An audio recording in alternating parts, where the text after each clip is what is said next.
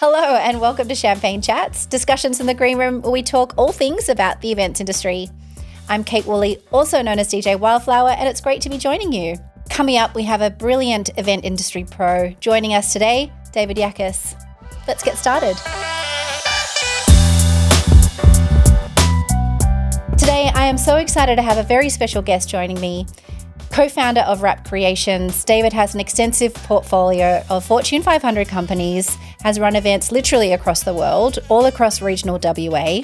He's a recipient of the prestigious 40 Under 40 award, an event coach, a mentor, an MC, and I dare say we are only just scratching the surface of the skill sets that are to unfold for this talented guy. It's my absolute pleasure to be having him here today. Thank you for joining me, David. Honestly, an honour to be here, so thank you so much. I appreciate this chance. Isn't it wild when you ask someone that you just flat out think that they're not going to be available based on a very, very busy schedule, and then the stars align, you've taken today off. I know, it's crazy. And then with like 5 minutes, you're right back, you're like, yep, I'd love to. It was meant to be. Look, if I'm being really honest, I'm on season 2.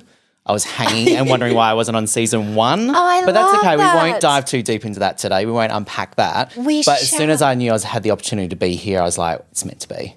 I'm super excited. I really appreciate that. And this is not dissing any of my season 1 friends.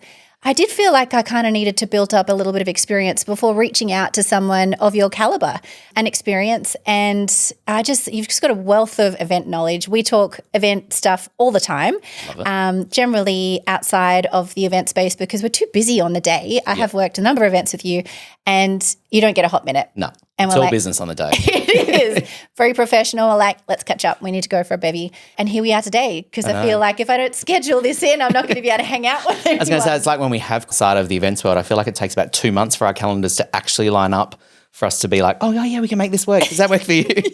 And then sorry guys. Sorry. Yeah. It's a universal quality amongst all my event buddies that we kind of appreciate. Love you. Something else better comes up. We understand. We get it. Yeah. It is what it is. I would just love to get a little bit of a background about how you got started because I know Wrapped Creations originally started in the Pilbara in regional Western Australia, and you have offices in Perth which are rapidly growing. Crazy, yeah. It really is. I mean, when you talk about rapid growth, it's quite incredible just even the last 6 to 12 months. But give me a little bit of a summary about how Wrapped Creations got started and who you started it with.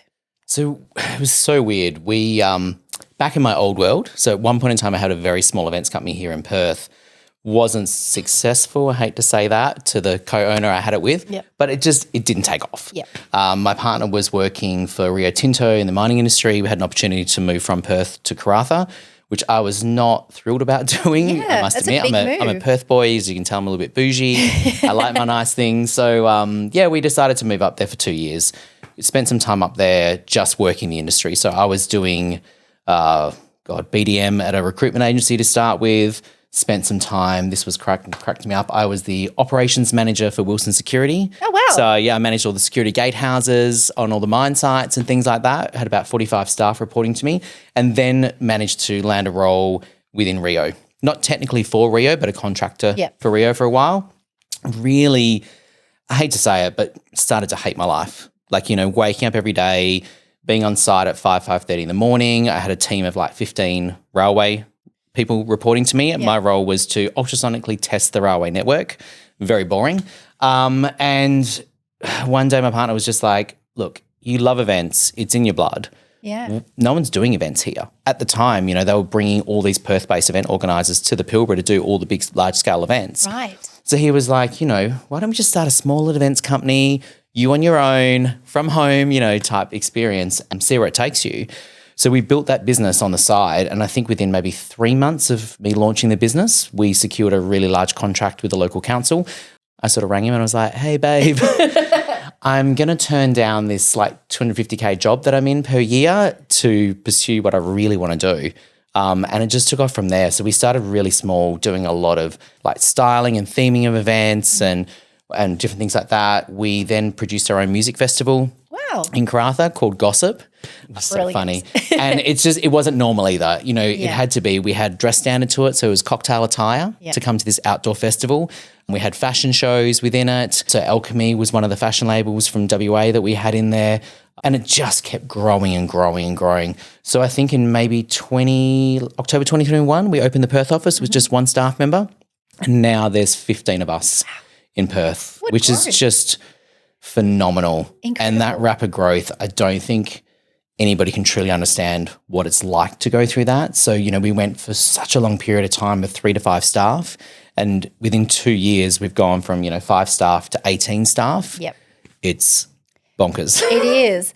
I know you're someone who's very, very hands-on as well. Yes. So it's taken a bit from our conversations for you, who has just really built this business from the ground up. 10 years ago, regional WA, you've got offices in Perth and Karratha, and so you're going backwards and forwards, that it took a lot to you to let the reins go and have someone step up and support you. But I know you now have a fantastic EA who's able to support you and now open you up for other opportunities and kind of keep that big picture. So that must be feeling really nice, because that was a struggle at the beginning of the year. Yeah, as I it's understand. been a huge transition. We've appointed a general manager. We've appointed an EA. We've just transitioned one of my staff members who's been with me for over 5 years from an ops manager to what we call people and culture. Oh, great. So her role is purely focused on recruiting new staff, but ensuring the staff that we have within the business are fully trained, they're happy with the experience of working for us, those sort of things. And whilst it's been a huge adjustment for me to let go of control, it just opens me up to so many more opportunities for myself personally, but also for the business to keep growing. It does. Interstate opportunities, love to get some more international gigs, those sort of things. So, yeah. So I had a little skim again. I know some of your history, but obviously did my due diligence and had a look through. And one of the places you noticed that I noted that you have done events is in Dubai. Yes. Talk to me about that, because Dubai is hot.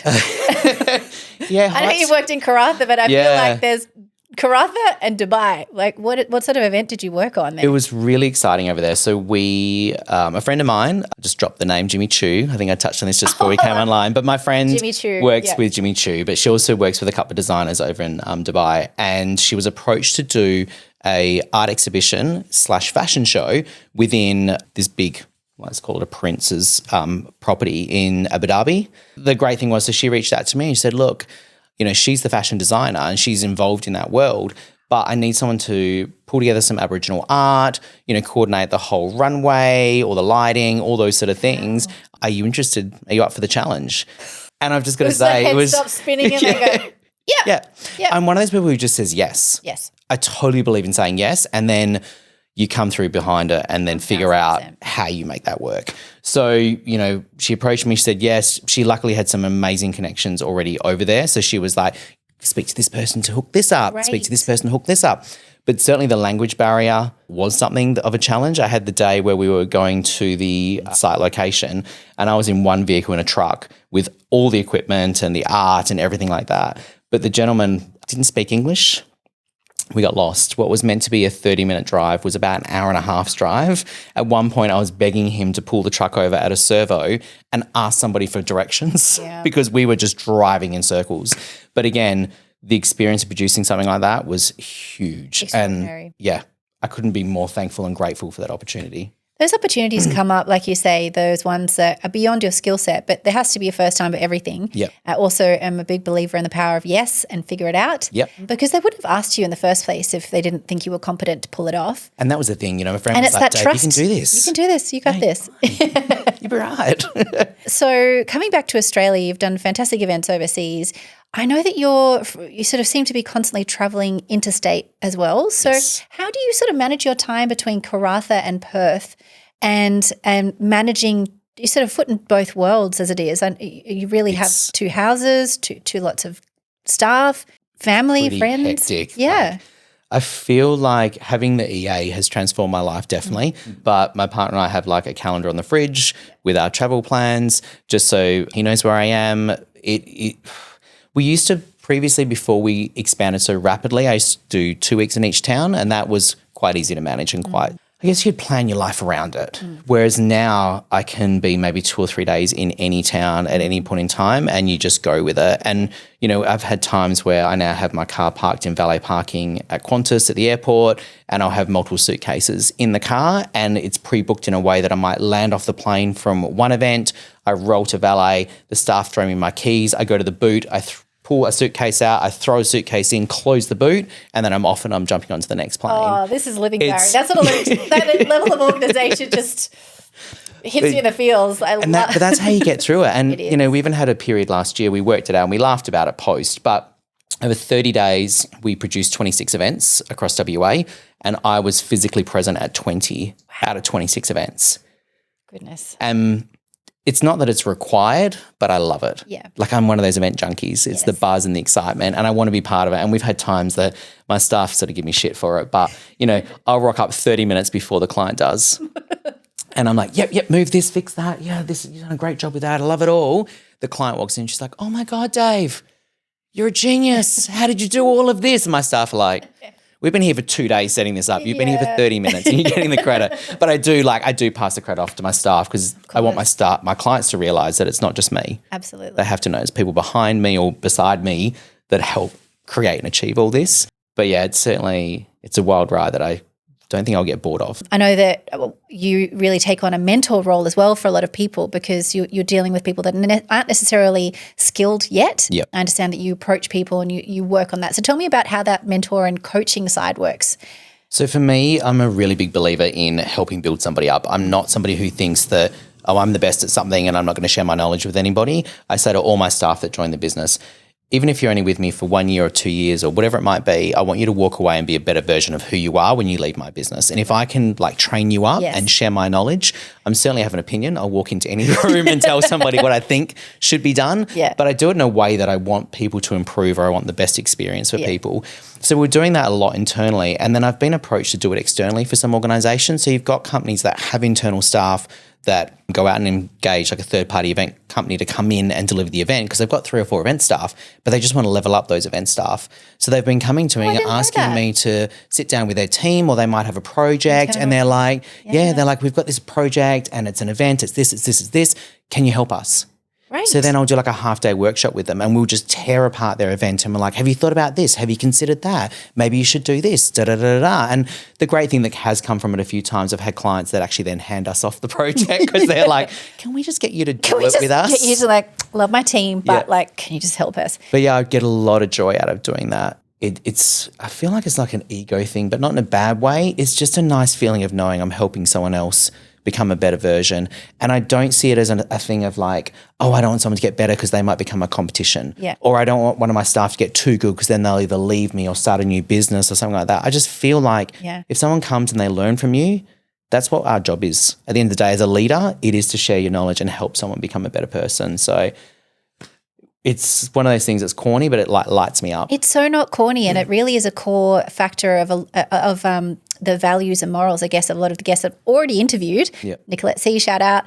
That competition happens at the bottom, collaboration happens at the top. That's a little nugget. And that really is how a lot of successful people work, because you want people around you to be successful. They'll be happy. They help support you. You help support them. Everyone lifts. Yeah. In all honesty, experienced a lot of collaboration and great opportunities in Perth. In some ways, I feel more so than Sydney because I felt like there was a lot of competition.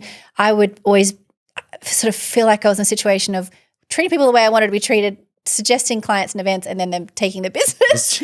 And you get caught out sometimes, and that's life. But I feel like I've got a better network, and I've got a great network in Sydney as well. But it really comes down to just through experience, you start to learn to work with people that you can collaborate with. It's not just one-sided, because you need to grow and develop as well, which leads me to my next role, is that you are the managing director of your company. Yes. You are growing a business at the rate of knots, but you're also stepping back into the MC environment. Yeah. So talk to me about that, because you got a face for TV, my friend. Your smile lights up the room. I don't know. I years ago I did MCing. Previous world was finance at one point. So then got into the events world, was MCing, and I'm not sure if I told you this story, but I had a MC gig once where I MC'd a wedding. There was quite an emotional reason why the wedding got fast-tracked, because there was someone passing within the family and things like that. And I knew all the backstory. But everyone was giving these emotional speeches.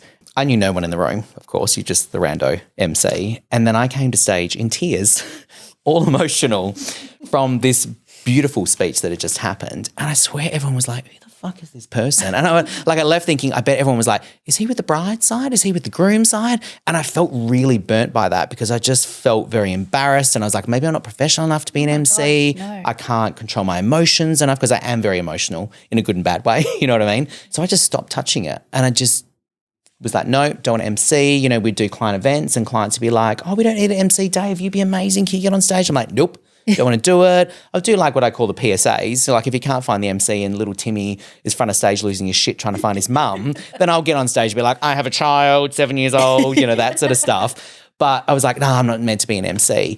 And then a few more people have reached out to me and said, look, you know, we'd love you to do, I've been approached to do some MCing, some keynote speeches, those sort of things. And I'm like, I say yes to everything for my business, for events. And I'm figure it out later. And I'm like, why am I not saying yes to these MC gigs? Right. So that's sort of the new chapter for me. So not that I'm stepping away from Wrapped in any way, shape or form, but I'm just going to start embracing those chances when they present and enjoy the ride that it is. Exactly. This is all part of, we all build each other up together. So your company is building up, you're supporting them. They're also supporting you. You've got a fantastic EA who's freed up mental space that you're thinking about creative sides of what you can do.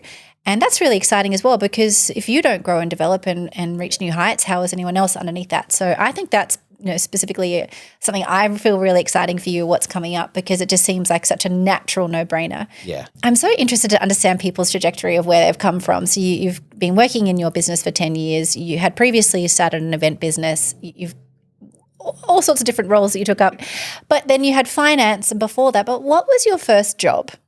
Oh, God. Baby David. What was David's first job? Are we talking full-time or just dodgy weekend jobs? Baby job. Oh, God. Because I always feel like the baby job is a bit of an indicator of where things are going to go. Yeah. Well, not necessarily. I worked at a pet shop. But Yeah.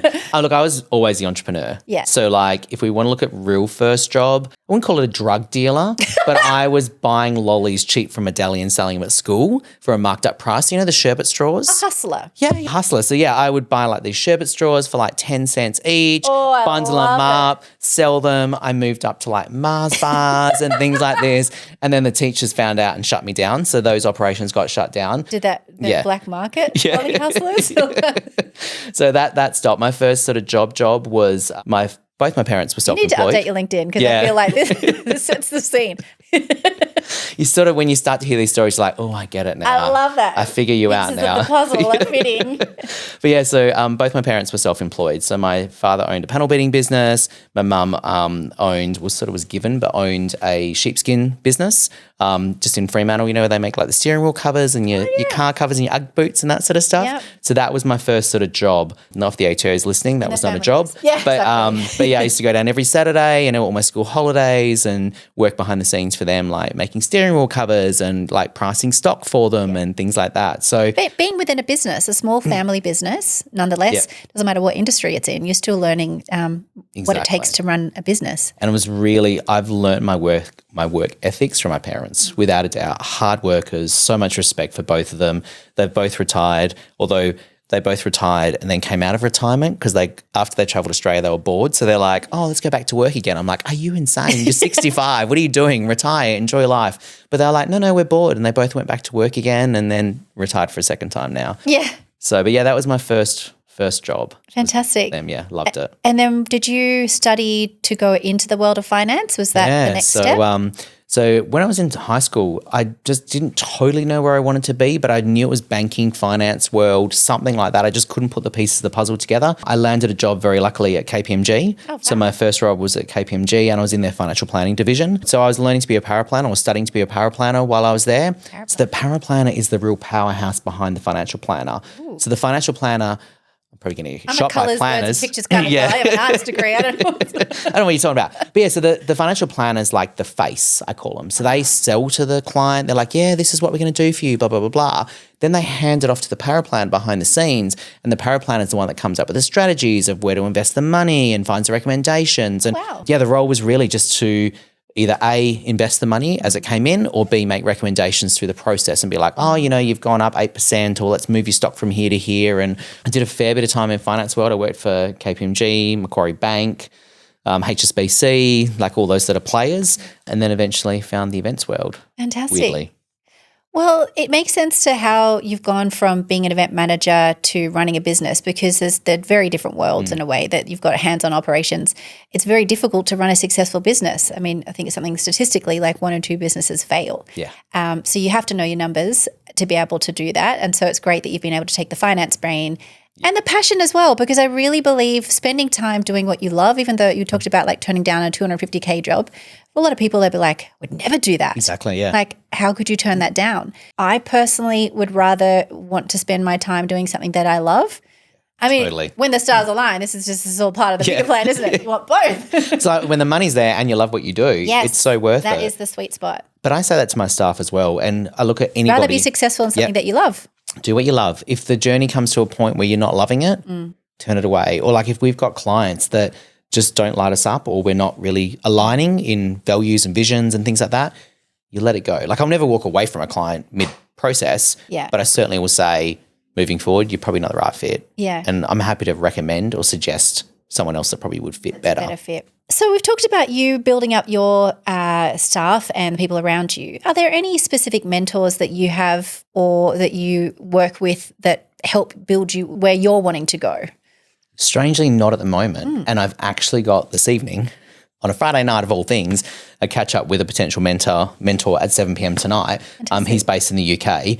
I had a mentor for many years and I think I've had 3 mentors and I totally believe in them. But I find that the mentor lasts until you've outgrown that situation with them, if that makes sense. I would agree. Like, you learn your baseline. Yeah, exactly. Yeah. You learn what you need to learn from that person. And then when you get to that point where it's like, well, I've learned everything I can from you and my business is now scaled to the next level, and not to be disrespectful or anything. It's like, it's time to part ways. And then I find the next mentor to take me to that next level and to that next level. Also, mentors can help with certain skills. Yeah. If you're developing a new skill or facing in a different direction, which I believe that you are. And this is probably where this guy comes into it as well. So he's he's based in the UK, ran many very successful businesses. Then in the last 2 years has been focusing a lot on his personal profile within the industry as well. So that's sort of the direction that he went into. So I thought he could be somebody amazing to learn from that's, got this business that scaled up to like an 8-figure business, but then he branched off himself and built his own personal profile in that public arena and how he did it. And we've had a few chats online and he's like, oh my God, I would love to be a mentor and support you and get you to that next level, which is really exciting. So we've got our first official catch up this evening. Oh, that's fantastic. Yeah. We better crack on. Yeah. I know. I really feel like the value of a mentor is really important. And also people are very generous with their time if you just want to ask. Oh, definitely. My biggest advice to anybody reaching out for a mentor as well, and if you're in a position of, I guess, where they're not offering a mentoring service, is just come prepared knowing exactly what you want from that person. Right. So I've had people reach out to me before and they're like, look, I'd love to catch up for a coffee with you or a beer or a champagne or whatever it might be. I just want 1 hour of your time for this particular reason. And for me, I'm so willing to give that person that support because I know what they need from me in that moment. And I go to the 1 hour meeting or whatever it could be. I've got one girl who she was doing a graphic design and website business and she was just really struggling. And she's like, can we catch up? And it just became this once a month random wine catch up for 1 hour, 1.5 hours. And I just shared my knowledge with her, but I knew what she needed from me. Yeah. It was just like 7:30, let's grab a wine, simple and easy. I was like, happy to help. And she's just gone off and done amazing things now. Which is really rewarding. Yeah. Very generous of you as well because you are a busy guy and it's difficult. But I think that I feel like you definitely get value out of that because you like to see people succeed. And that's what it was for me, to see her go from here to here. Yeah. I'm like, I've helped somebody. Yeah. I'm happy to do that. You work with a number of large Fortune 500 companies, a lot of big players in WA. Are there certain events that you specifically love working on? Such a wide variety. Because you do. You really work on a wide variety. Give me a little bit of a rundown of the sort of events that you do work on. So we can definitely do conferences, galas, trade shows and expos type thing. I really enjoy them in a simplistic point of view because they're within a confined space. They have a floor plan. The furniture knows exactly where it needs to go. Like the wall goes here. Yeah, it all has a purpose. The power's right here, those sort of things. Yeah. But I personally get more joy out of doing the regional events we do where we have the challenge of building something from scratch. We were very fortunate to be involved in the 20-year celebrations for Fortescue earlier this year. Yeah, they were enormous. So it was massive. So, we had, I think it was 900 people on a mine site in the Pilbara, VIP event, and that was a completely blank site. Yes. And just that challenge of finding something blank, or, being shown a blank space, I should say, and then trying to say to a client, look, what you're going to need is A, B, C, D, find the right caterer, find the right entertainment, bring it all together, and then for the guest to have an amazing experience. I enjoy that challenge of it. It's the whole logistic management. And then again, standing back and being like, yeah, I did this it. Happen. I pulled this off. Covered in red sweat and tears. Not as glamorous. People don't realize with events sometimes is that the crew doing your setup sometimes roll into event delivery, and that might be 15, 20 minutes where they have to go from looking pretty shitty and run down to being glam and pleasant. I love to talk about event fails, and I'm not going to make you necessarily throw anyone under the bus. There's never a fail. No. Oh, well, when my junior event coordinator job, within the space of 4 weeks, missed a flight, slept in for a media call. I had the keys to the event stand. Yep. I don't know how I wasn't fired. I'm not going to lie, we've had multiple event fails, without a doubt. I truly believe the true event professionals, though, can get above it and rise above it and find a solution to the problem and fix it so the clients never have to find out. Absolutely. And I'm really big on believing I don't tell my clients about the fails unless it's spectacularly funny. Like, I have no problems in telling somebody that I completely fuck something up if it's hilarious. Yeah. My best one ever, as soon as you asked that question, I was like, oh God, what would be one that I could share? Well, you can share, because and we also, we take pride in not sharing it. And I'm asking you now in a space where people might see it, because the reality is we never let the clients know. Yeah. It could be burning down behind the scenes, but it's business as usual as far as we're concerned. We had one event, and luckily I can talk about this one because it was our event. It was the music festival we did in the Pilbara and Gossip. Yeah. So we were in between set changes, and Havana Brown was coming out on stage, and she was absolutely a pleasure to deal with. I'm going to say that on record. She is genuinely lovely. Absolutely lovely. The annoying thing was that in the Pilbara, we don't have big LED screens, and she had a requirement to have this particular LED screen on stage because before she came out on stage, she had to play like this, called this 2-minute intro video, blah, blah, blah, blah. Yeah, she's got a big content thing. Yeah. It's her moment to shine. Video starts playing. Havana comes out, walks down the catwalk so we can just see her silhouette coming out. It's like the build up, the crowd's getting excited. Next minute, generator. Trips and fails. Whole stage goes into darkness. It just makes your stomach drop, doesn't it? And it was so funny. So my production team, and they were amazing. I could just see them, like, Jimmy just bolts through the crowd, and we had a backup generator, so we were just cranking the backup generator, running leads and stuff like that. Everyone's like, Havana, Havana, Havana. Next minute, power comes on, or when the lights are all resetting and they're like flickering and moving around a bit and stuff like that. Next minute, the lights are all flickering, the crowd's like cheering, they're going wild. She just belts out the first song. The best was the next day, one of my friends says to me, oh my God, that moment when Havana came out, she goes, and she's like, she comes out on stage and we could see her. And then it just goes into darkness. Oh my God. She goes, we were all just like chanting for her. And then when the lights came back on and she was there, she's like, I lost my shit. And I was like, I know. Yeah, spectacular moment. But in that moment when all the lighting went out, I was like, I'm dead. Yeah. She's my headline act and we've lost power in that moment. But that was one of those moments where I was just like, you just smile, you keep going, you roll on. There's those moments though, it's how it really is not a matter of like making sure everything is a complete success. Yeah. Something's going to go wrong, and it's having a management plan to deal with that and deal with it quickly, and ideally not let anyone know about it. Or if they do, they think it's part of the fabulous Havana Brown. You're like, this is meant to happen. But you love that. And I love the fact that you didn't share that was a mistake either. No. You let them believe the fantasy of like, away the joy. You don't want to take it away because they don't know any. And that happens, I find often, the things that we find ourselves frustrated with things that we've got a run sheet, we've got things running to time, and it didn't go exactly as planned. But actually, a lot of the times, people in the audience have no idea. They're not managing their expectations based on like, well, you're 5 minutes out, and this didn't happen exactly the same way. Like, did they have a great time? Are they up on the dance floor? It's success. Yeah. But I think you and I are both very like, we wanted it to be a certain way, but my thing I say to a lot of people with big events, always allow for 3 things to go wrong. 3 things will always go wrong in an event. Yeah, I love it. It doesn't matter the scale, but 3 things will go wrong. And if you allow yourself going into it knowing 3 things will go wrong, let's hope you only find out about those 3. There could be 10, but 3 things go wrong, you're happy. And also no one knows, or the guests don't know what they should have experienced. Yes. So if they're supposed to be getting served a particular brand of wine or champagne or whatever it might be, and you find out on the day, the venue can't stock that anymore and they've changed it out, as long as the menus aren't on display, no one knows what they should have got. Yeah. Don't sweat the small things. Exactly. At the end of the day, there's still champagne, there's still wine. Smile, go out there. It's all good. Yes. It's all good. As long as you smile, Yes. people don't know the place is burning down. And as long as there's wine on the table. Yeah. More importantly, if there wasn't, you make a plan. Then you're in trouble. This is what is really important to remember is that we are doing milestone events for these people. Especially with us doing the regional events, because until you've lived in a regional town, you don't always understand the impact the regional events have. So for some of the communities we come into, or I shouldn't say communities, but towns we come into, you know, they might only get 2 or 3 big events a year. And outside of that, it's just the pub and the sports club and, you know, all that sort of stuff. So when we come in and we do an event, you know, I remind my staff all the time that this is just maybe an annual event they get in this town, or they only get 2 events a year. We go in and we have to create an impact.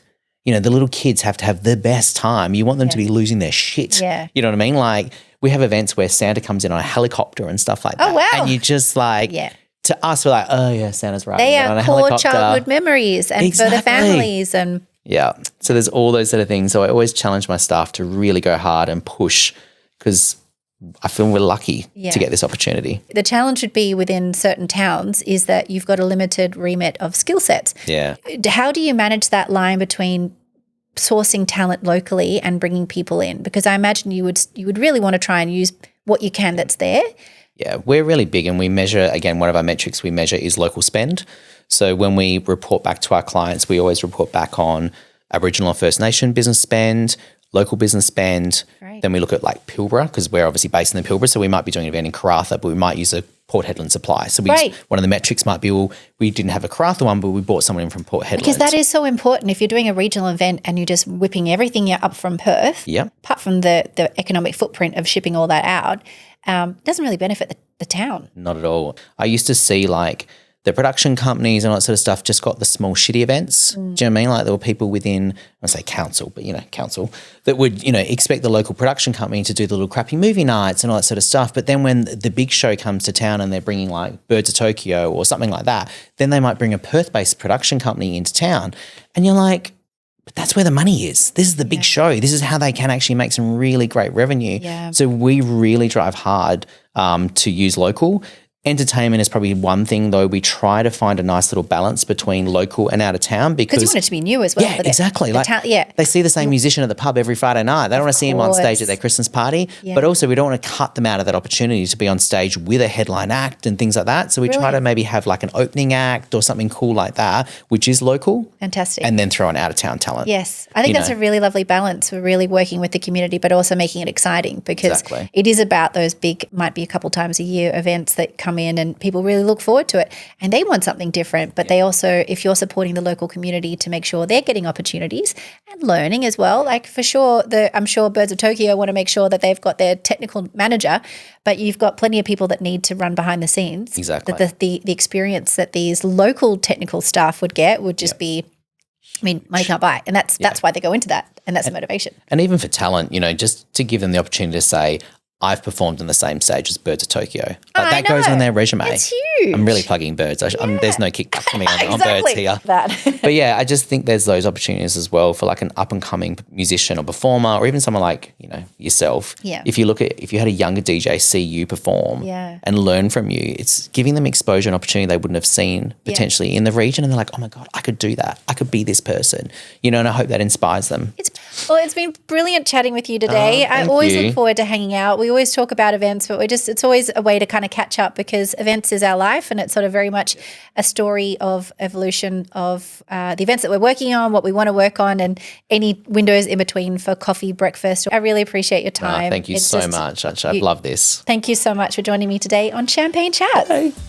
Cheers. Yay. That brings us to the end of today's episode. Thank you so much to David for joining me. It's been an absolute pleasure. And if you have enjoyed these chats, feel free to subscribe on YouTube and any of your favorite podcast platforms, or don't. It's up to you. I'll still be here having a chat with my next fabulous guest. And remember, may the only pain in your life be champagne. Cheers.